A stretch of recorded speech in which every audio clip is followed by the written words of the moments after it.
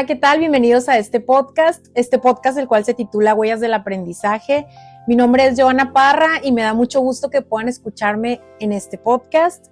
En esta sección quiero hablar del libro Martes con mi viejo profesor, un libro que nos enfrenta con una pregunta que quizá resulte un poco incómoda. Si supieras que te queda poco tiempo de vida, ¿seguirías viviendo de la misma manera que hoy? ¿Seguirías preocupándote por las mismas cosas? ¿Trabajarías de la misma manera? ¿Dedicarías tu tiempo a las mismas personas? ¿Continuarías posponiendo esas conversaciones que sabes que necesitas tener? Hoy quiero que reflexionemos sobre este libro, pero antes de entrar en las ideas que me dejó, creo que necesitamos conocer la historia que existe detrás, porque este libro nace de algo profundamente humano, y es que un alumno vuelve a encontrarse con un maestro que había dejado atrás. Esta es la historia de Mitch y Morrie. Mitch conoció a Morrie cuando estudiaba en la universidad. Morrie era uno de sus profesores, pero con el tiempo se convirtió en algo más. Fue uno de esos maestros que no solamente enseñan una materia, también hacen preguntas, escuchan, te hacen pensar y terminan dejando una huella que quizá no comprendes completamente hasta muchos años después.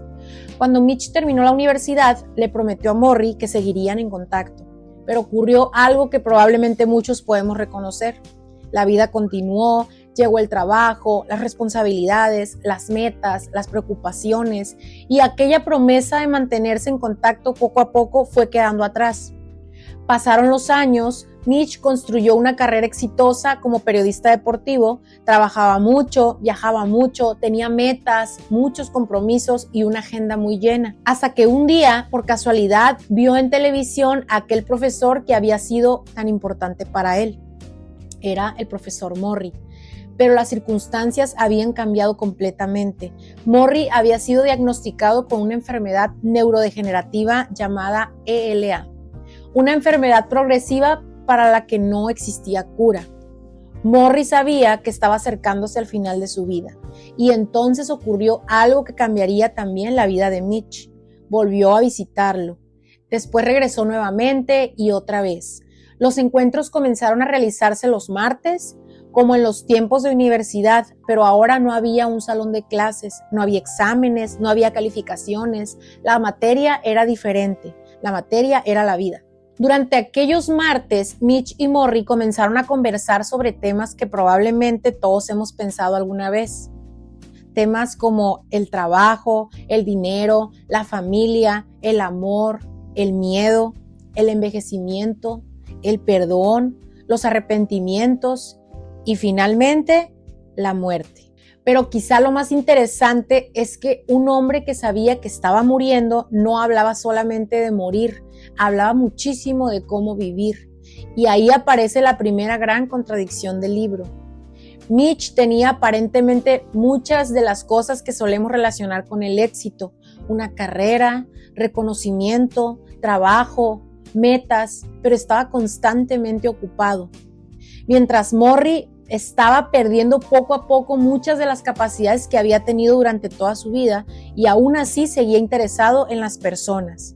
Seguía conversando, seguía escuchando, seguía preguntándose qué hacía que una vida valiera la pena. Entonces, quizá el libro no trate solamente sobre las últimas lecciones de un profesor, también trata sobre un alumno que comienza a preguntarse: ¿en qué momento me alejé de algunas de las cosas que antes eran importantes para mí? Y aquí quiero comenzar esta reflexión. Podemos estar muy ocupados y no necesariamente estar viviendo. Creo que esta es una de las ideas que más fácilmente podemos llevar a nuestra vida cotidiana, porque vivimos ocupados, tenemos pendientes, tenemos mensajes, trabajo, citas, correos, responsabilidades, tenemos metas. Terminamos una cosa y comenzamos otra, y algunas veces incluso sentimos orgullo de decir: es que no tengo tiempo para nada, como si estar constantemente ocupados fuera una prueba de que estamos haciendo algo importante. Pero Morrie nos lleva hacia otra pregunta: ¿ocupados haciendo qué? Porque estar ocupados no significa necesariamente estar construyendo la vida que queremos. Pensemos en algo cotidiano. Decimos: cuando tenga tiempo voy a visitar a esa persona. Cuando esté menos ocupado voy a llamar a mis padres. Después voy a retomar esa amistad. Cuando termine este proyecto voy a descansar. Después voy a hacer aquello que me gusta. Y el problema es que siempre existe otro pendiente, siempre existe otro proyecto, otra responsabilidad. Entonces el después puede convertirse en años. Quizá necesitamos preguntarnos, ¿qué cosas importantes estoy posponiendo mientras atiendo cosas urgentes? Porque urgente e importante no siempre significan lo mismo. ¿Qué significa realmente tener éxito? La historia de Mitch también nos permite cuestionar nuestra definición de éxito. Muchas veces construimos nuestra vida alrededor de objetivos externos. Tener un mejor trabajo, tener más dinero, tener una casa, tener reconocimiento, más seguidores, tener una posición.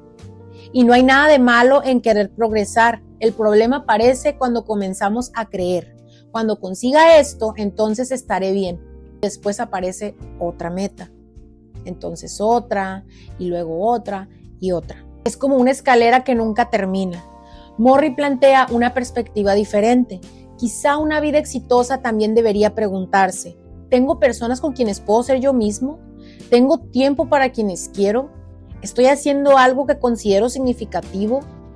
¿Puedo dar y recibir cariño? ¿Estoy presente en mi propia vida? Porque podemos construir un currículum impresionante y al mismo tiempo descuidar completamente nuestra vida emocional. Entonces quizá el éxito no debería medirse únicamente por aquello que conseguimos, también por la clase de vida que estamos construyendo mientras intentamos conseguirlo. Una de las ideas que atraviesa profundamente el libro es el valor de las relaciones humanas, el valor que le damos a la familia, a las amistades, a la pareja, a personas importantes, y esto conecta mucho con los libros que hemos analizado anteriormente. En el libro El Principito reflexionábamos sobre cómo los vínculos adquieren valor porque les dedicamos tiempo, y Morrie parece recordarnos algo todavía más sencillo. Al final, muchas de las cosas que consideramos urgentes dejan de serlo, pero las personas que amamos siguen teniendo importancia. Pensemos en nuestros recuerdos. Cuando pensamos en los momentos más importantes de nuestra vida, ¿cuántos tienen que ver únicamente con objetos? Probablemente muchos de nuestros recuerdos más significativos incluyen personas. Quizás sea una conversación, el recuerdo de un viaje, una comida, una celebración, alguien que estuvo con nosotros cuando atravesamos algo difícil, una persona que creyó en nosotros. Entonces podríamos preguntarnos, ¿las personas que digo que son importantes para mí pueden verlo también en la manera en que utilizo mi tiempo? Porque podemos querer muchísimo a alguien y aún así descuidar el vínculo. El cariño también necesita presencia. Aprender a recibir. Esta idea me parece especialmente bonita porque solemos hablar mucho de dar amor, de dar apoyo, de dar ayuda, de cuidar. Pero cuando Morrie comienza a perder su independencia, también necesita aprender algo difícil, dejarse cuidar. Y eso puede resultar mucho más complicado de lo que parece. Hay personas que se sienten cómodas ayudando a todo el mundo, pero cuando ellas necesitan ayuda dicen, no quiero molestar, yo puedo solo, no necesito nada. A veces confundimos independencia con no necesitar nunca a nadie, pero los seres humanos necesitamos a otras personas y aceptar ayuda no necesariamente nos hace débiles. A veces permitir que alguien nos cuide también es una forma de confianza.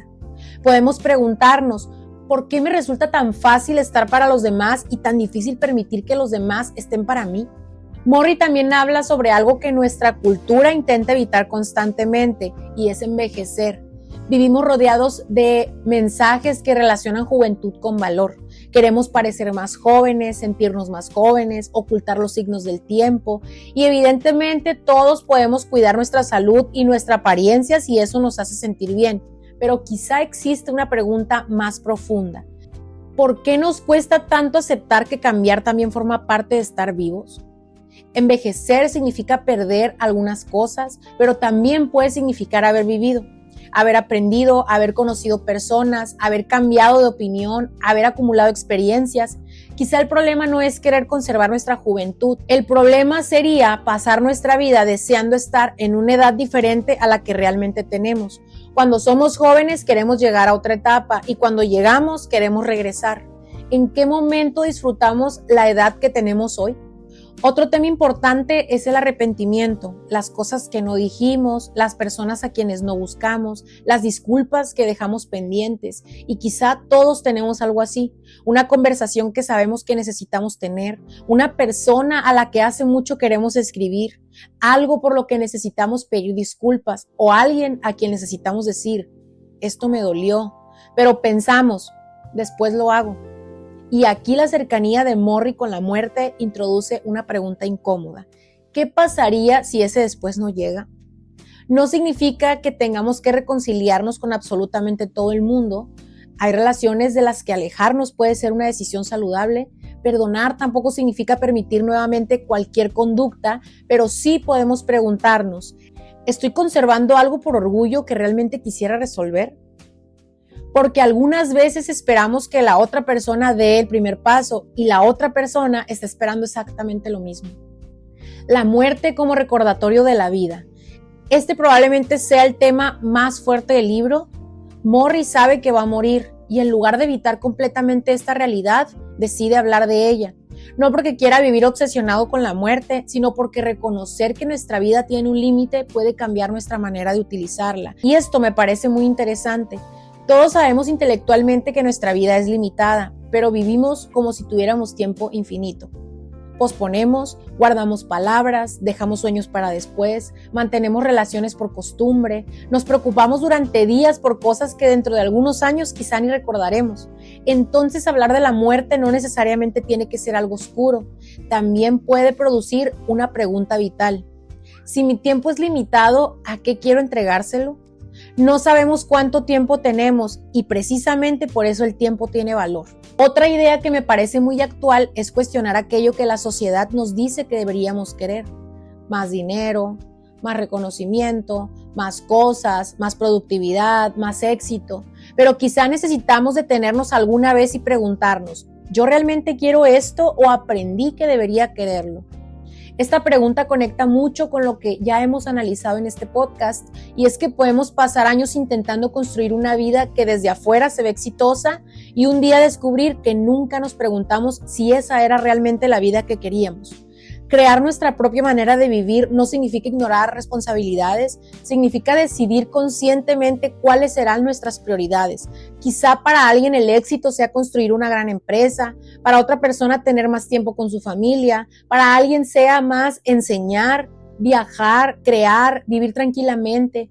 No existe una única definición correcta. El problema aparece cuando vivimos utilizando una definición que nunca elegimos. Porque después de leer un libro como este podemos caer fácilmente en frases como lo único que importa es el amor, el tiempo no importa, el trabajo no importa, pero la realidad es más compleja.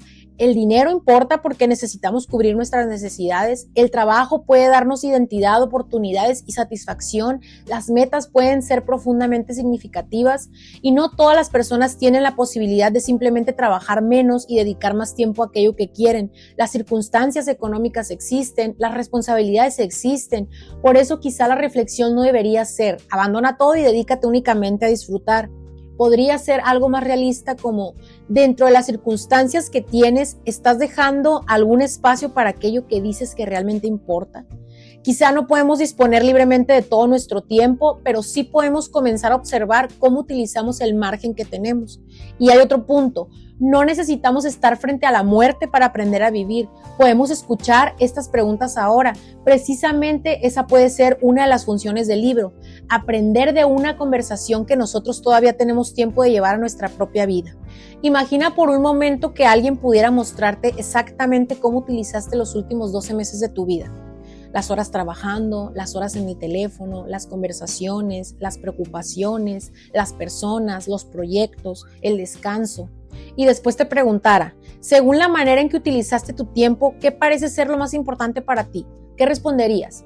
Y quizá todavía más importante, ¿coincidiría esa respuesta con lo que tú dices que es importante? Porque podemos decir, mi familia es primero, mi salud es importante, quiero disfrutar más, quiero aprender más, quiero cuidar mis amistades, pero quizá necesitamos mirar nuestro calendario y preguntarnos, ¿mi manera de vivir cuenta la misma historia que mis palabras? Después de leer este libro, no me quedo pensando principalmente en la muerte, me quedo pensando en el tiempo, en todo aquello que creemos que haremos algún día. algún día lo voy a llamar, algún día voy a viajar, algún día voy a descansar, algún día voy a comenzar. Algún día diré lo que siento y quizá necesitamos recordar que nuestra vida no ocurre algún día, está ocurriendo hoy. Esto no significa vivir con ansiedad pensando que tenemos que aprovechar absolutamente cada segundo. También necesitamos días normales, necesitamos descansar, no hacer nada, equivocarnos, perder tiempo de vez en cuando. Eso también forma parte de vivir. La pregunta es otra. ¿Estamos posponiendo indefinidamente aquello que sabemos que es verdaderamente importante para nosotros? Porque quizá una vida significativa no se construye haciendo cosas extraordinarias todos los días. Puede construirse estando presentes en las cosas ordinarias que realmente importan, en una conversación, en una comida, en una llamada, en un abrazo, en una tarde, en una persona. Y quiero terminar esta reflexión haciéndote una pregunta.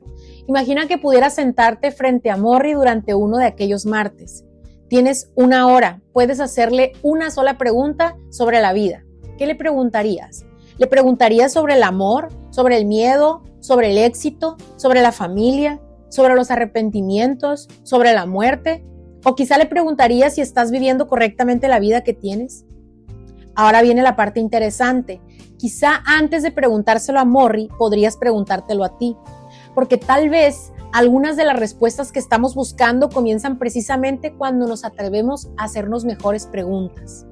Este libro nos recuerda algo que todos ya sabemos, pero que fácilmente olvidamos. Nuestro tiempo es limitado y quizá precisamente por eso importa tanto decidir dónde lo ponemos. No podemos controlar cuánto tiempo tendremos, pero podemos intentar ser más conscientes de aquello que hacemos con el tiempo que sí tenemos. A quién llamamos, a quién escuchamos, qué perseguimos, qué dejamos ir, qué conversaciones dejamos pendientes y qué clase de vida estamos construyendo mientras atendemos todos nuestros pendientes. Quizá no necesitamos esperar a estar al final de nuestra vida para preguntarnos qué era realmente importante. Podemos hacerlo hoy. Así que quiero dejarte con una última pregunta. Si dentro de muchos años miraras hacia atrás y observaras la vida que estás viviendo ahora, ¿qué desearías haber hecho diferente? Y quizá todavía estamos a tiempo de hacerlo.